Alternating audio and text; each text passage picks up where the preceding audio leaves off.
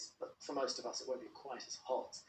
And more recently, we've had heavy rain and strong winds across the Western Isles of Scotland, in fact in one or two spots approaching 100 millimetres. But once that weather clears away, we're going to see a current of warm air coming out of Spain and France and engulfing much of the country.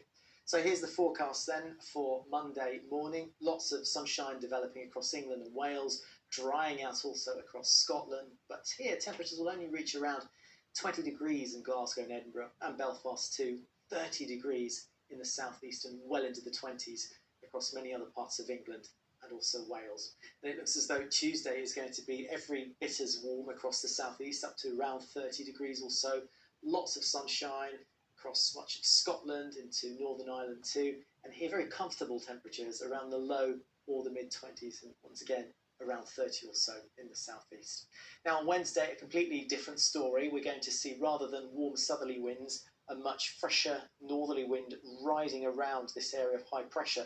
So the temperature is going to drop quite dramatically towards the second half of the week. In fact, on the North Sea coast, temperatures may even be only around 12 degrees or so, whereas in the south, we're still managing to reach around the low 20s, for example, in London, Bristol and Cardiff.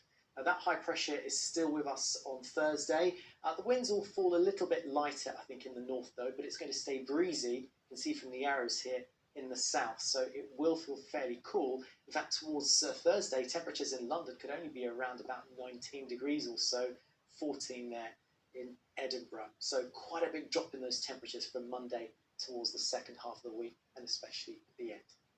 So that's this week. How about next weekend? Well, it all depends on the jet stream and also the tropical storms and hurricanes that are brewing out in the tropical Atlantic, many thousands of miles away from us. So let's have a look at the tropics there. You can see these blobs of cloud here, another one here.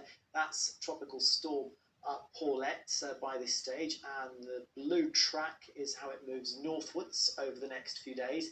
Here it is, you can see that little swirl in the cloud. And when these tropical storms move northwards, they tend to influence our jet stream, and this is what we've been looking at for the last couple of days.